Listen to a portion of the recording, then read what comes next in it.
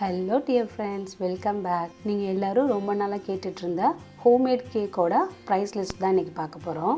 Packing materials அப்புறம் சாக்லேட்ஸோட ரேட்லாம் ரொம்ப இன்க்ரீஸ் ஆகிடுச்சு ஃப்ரெண்ட்ஸ். அதனால தான் உங்களுக்கு இந்த டைமிங்கில் யூஸ் ஆகுமேன்னு சொல்லிட்டு இந்த ப்ரைஸ் லிஸ்ட் ஆட் பண்ணிருக்கேன். பிகினர்ஸ்க்குலாம் ஒரு டிப் சொல்கிறேன் ஃப்ரெண்ட்ஸ். இப்போ வந்து ப்ரைஸ் எப்படி நீங்கள் கோட் பண்ணணும்னு தெரியல அப்படின்னா உங்கள் ஏரியாவில் இருக்கிற ஹோம் பேக்கர்ஸ்லாம் இருக்காங்களா அவங்கக்கிட்ட விசாரிச்சு பாருங்கள்.